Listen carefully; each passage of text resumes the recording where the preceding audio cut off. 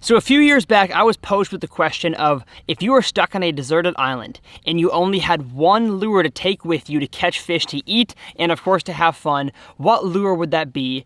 And my answer was a jig. I think a jig is one of the most versatile lures anywhere you go across the country, and even can catch some fish in saltwater as well, but of course we're talking about bass, freshwater in today's video. And each category of jigs helps you catch more fish in certain areas of the lake and pond. And so I've got tons of jigs in my hand right here, but today's video is not about jigs. While I do use some of the best jigs on the market, Outcast Tackle, you guys can check them out below, I'm actually going to talk about jig trailers. Someone asked me, Tyler, what the heck is a jig trailer and why do I need one? Well, in today's video, we are going to answer that exact question. What the heck is a jig trailer and which jig trailer goes with which jig? Let's talk about it.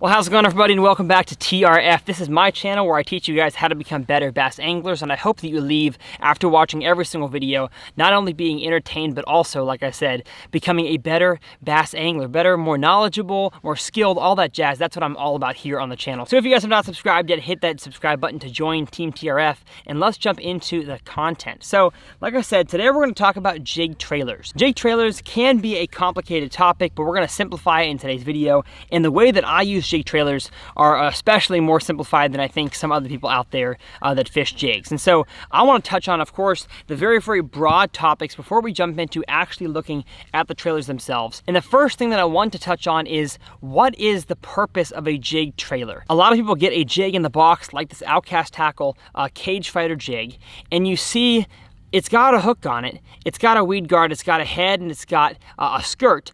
Why do you need a trailer? Why do you need to add anything to this? Isn't this a complete bait in itself? And to play devil's advocate, yes, I guess you could say this is sort of a complete bait. You can catch fish on a jig without a trailer attached. But the reasoning you add a jig trailer onto the back of a jig is kind of a twofold reason. One, to make the jig more enticing, and to lure the fish in and make him want to eat it. And the second reason is to add some bulk to the bait that can also help make it more realistic for whatever forage species you are trying to copy with your jig. Now, jigs can copy or imitate basically the whole spectrum of forage species that bass eat, but the two most common that I've found for, across the year, across the country for bass fishing is going to be bluegill and crawfish. I had someone in the comment section of one of my most recent videos tell me that jigs do not imitate bluegills at all, they just imitate crawfish.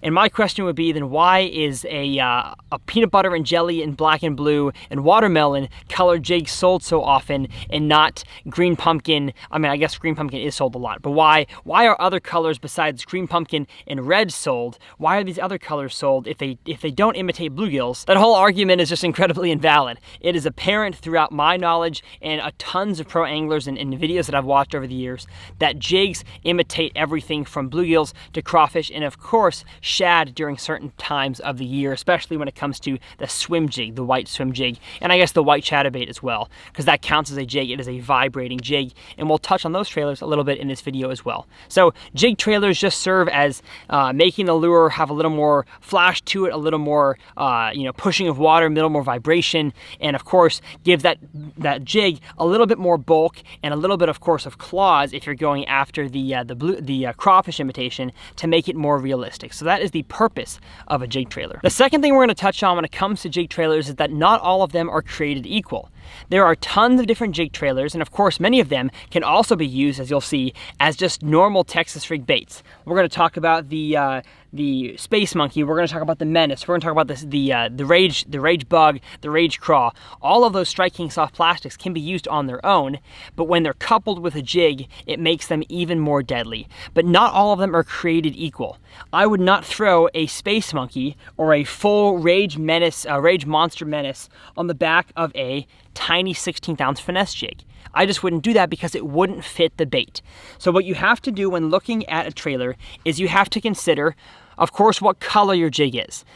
It is best practice to match your jig trailer with the color of the jig. So if you're throwing a brown and tan little crawfish imitation finesse jig like this is, you want to throw a jig trailer on this jig that matches at least as close as you can, or a generic color matches to this jig. You would not want to throw a black and blue jig trailer on the back of this jig, because sure, you might still catch fish, but it wouldn't look the most realistic. So if our goal is, of course, to entice bass by looking realistic in the jig platform, you want to throw a trailer that matches the color. And the second thing when it comes to matching your jig trailers to your jig is taking notice of how long the shank of the hook is. So as you can tell here on this finesse jig, the shank is not very long. It's a pretty short shank. But when it comes to this football jig, the shank is much, I wouldn't say much longer, but it's a solid 1/3 of an inch longer. And so you can afford to fit a longer jig trailer onto a football jig than you can a finesse jig. And every jig brand is different. You're gonna find jigs that have really, really long shanks of hooks. You're gonna find ones that have even shorter than this. There's tons of finesse jigs that have even shorter shanks out there. And the second thing, I guess the third thing when it comes to matching your jig trailers is not only your color and your size of your shank, it's also how long the skirt is. You don't want the jig trailer to be impeded, the action of the trailer to be impeded by the skirt. And so I'm going to show you guys an example of one that I trimmed down the skirt. This here was an Outcast Tackle finesse jig. I trimmed the skirt a little bit. That way the skirt would end right where the claws on the Strike King Rage Menace begin. Like I said, the purpose of that is to make sure the claws themselves can move around without being hindered by the skirt. You want to have the action of the skirt, but you also don't want the skirt to be too long that it inhibits what your trailer can do. So now that we've covered what a jig trailer is and how to match it to your jig, but both with color and with size, I want to talk about the specific jig trailers I use for certain types of jigs. And so I'm going to start with the smallest jigs, and that is a finesse jig. This here is the Outcast Tackle finesse jig. I think this is a 1/16 ounce one or an 1/8 ounce one. It's very, very light. I throw this one on a spinning rod. And the trailer that I like to use for a finesse jig is the Strike King Rage Baby Menace. Y'all are gonna hear the name Menace a ton in this video, and that is because I think the Menace is one of the best all-purpose jig trailers ever created out there. And it's the exact same one that I have on the back of this finesse jig. You know, with a finesse jig, the purpose is to be finesse. And so I don't want to throw some sort of huge trailer that's got big claws or lots of appendages and is going to kick all around the place, because that defeats the purpose of finesse. So I like the Baby Rage Menace because it has, of course, the bulk that adds a little bit of fluffiness or bulk to the jig itself to give it a little bit bigger of a profile. But the claws on the end of the Baby Rage Menace are so small that they only push a minimal amount of water. And of course, with a jig, you always want to push some kind of water. But with a finesse jig, you know, the purpose of throwing that is to finesse those fish. And so I almost always throw on a finesse jig the Baby Rage Menace.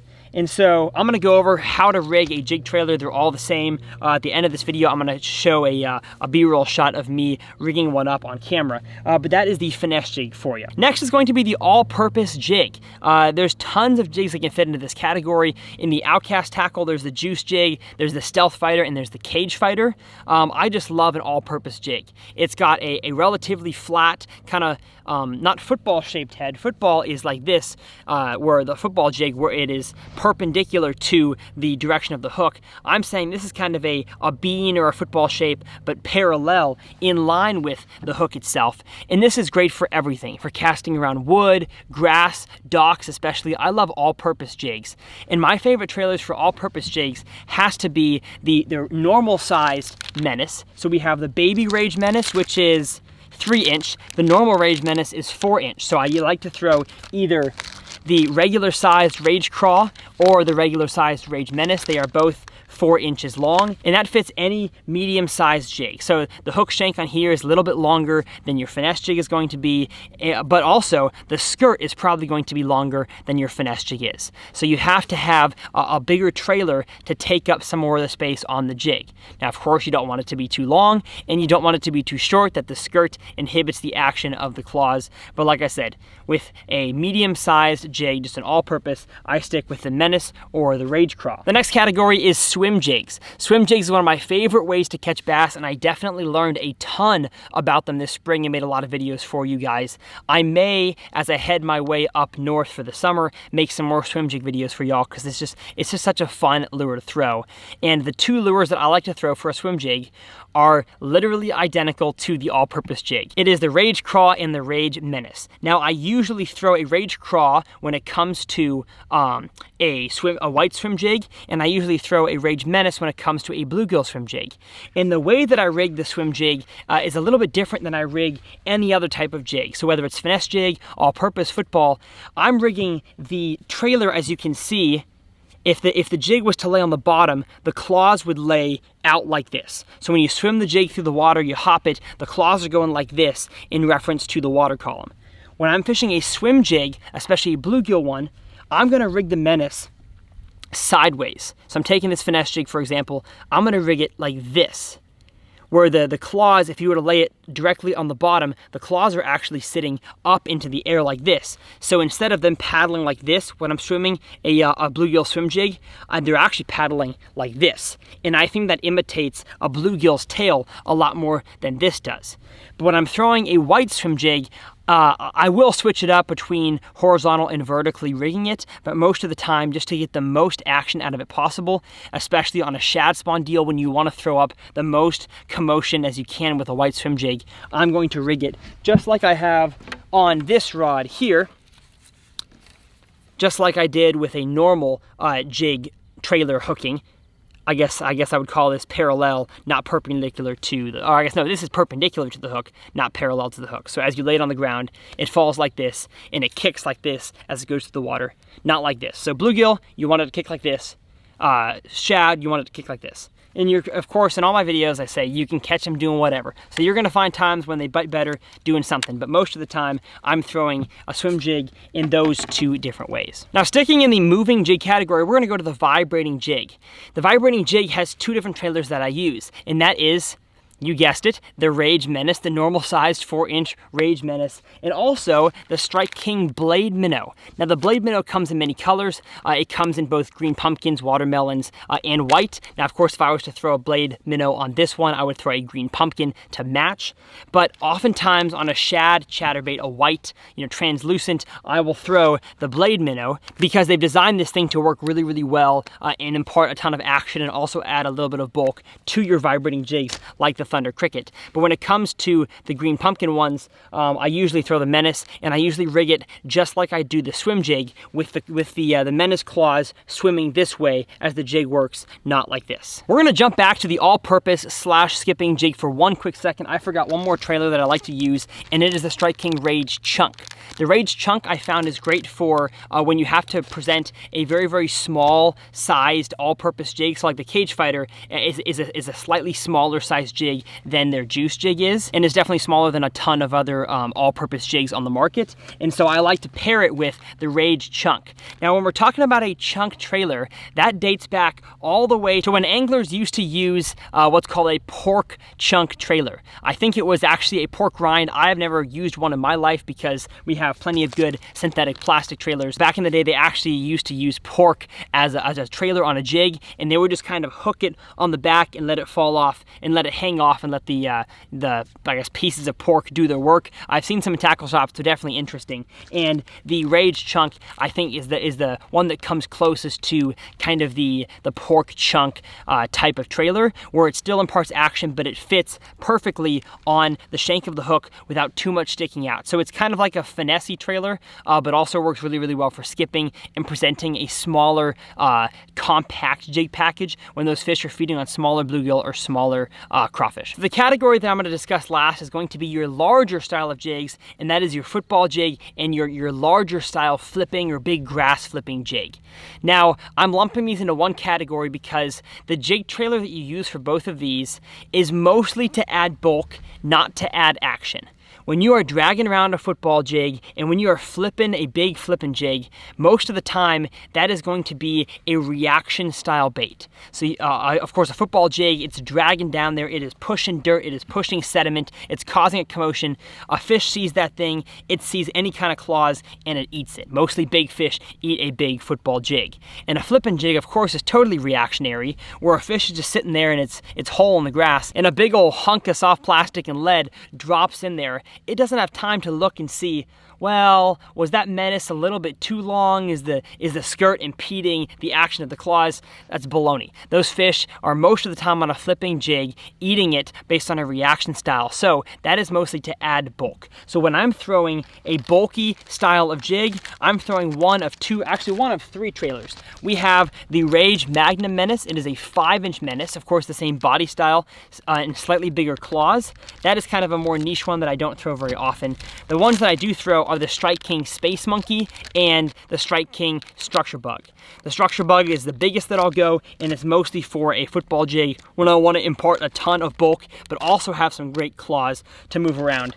And when I want to have a little bit of bulk and of course the biggest claws possible, I throw the Space Monkey. So those are the two trailers that I throw, like I said, with football jigs and flipping jigs, and that's just to give bulk and give some nice, juicy, delicious claw action. So I hope that made sense. We're gonna transition real quick to show you guys exactly how to rig your jig trailers. So here we have a jig. This is the Outcast Tackle Swim Jig, and here we have a jig trailer.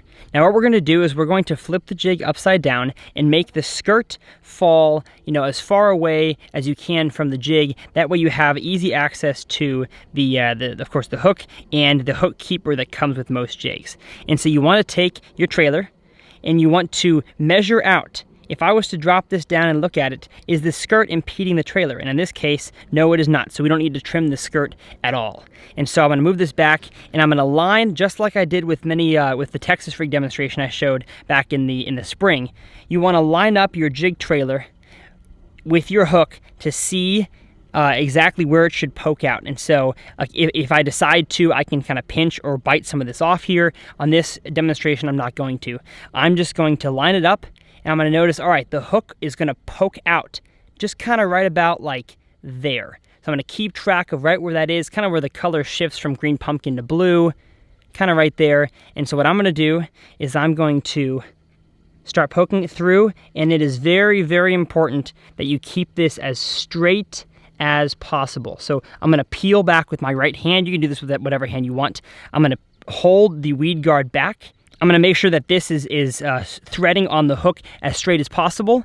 And I'm going to make sure to keep my fingers exactly like the same on the soft plastic, the same distance on each side, same pressure.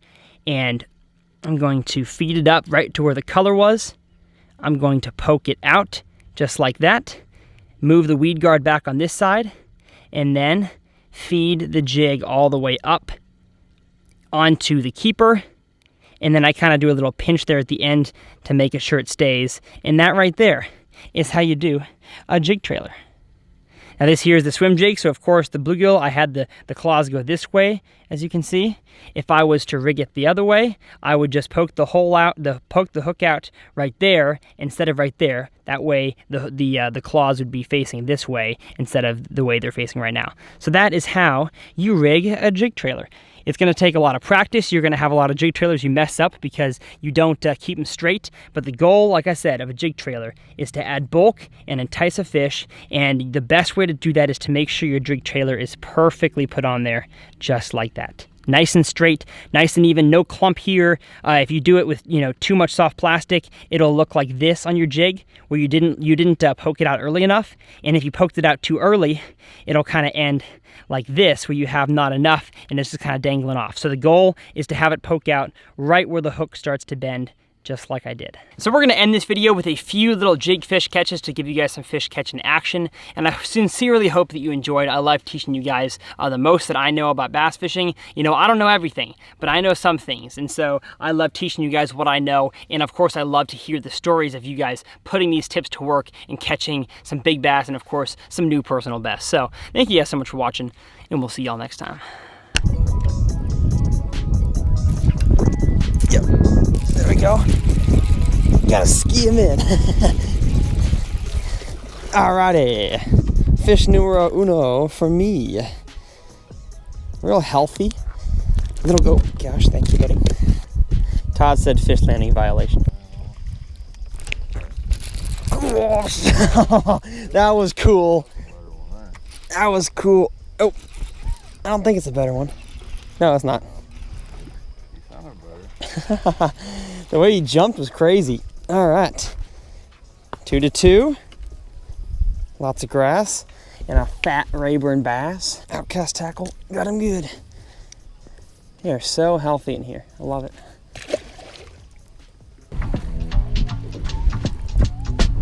Oh gosh. Yeah.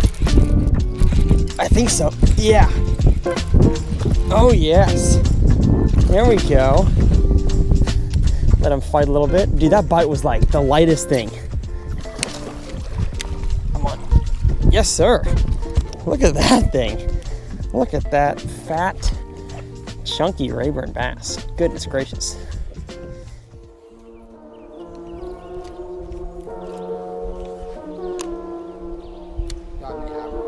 Oh yeah. Oh yeah.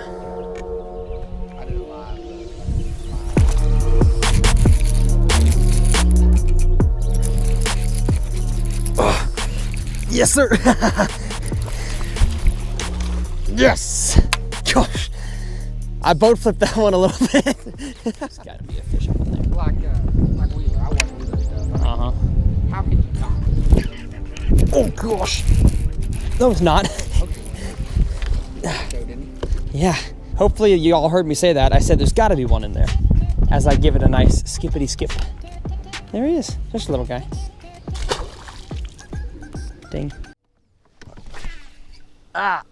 Dang it. Oh, that's right where it was. Okay. You got him. Ready? Yep. Well, I don't know. You come out? I don't know. Nope. Oh, he's still there. Oh, cool. I gave you a big one, huh?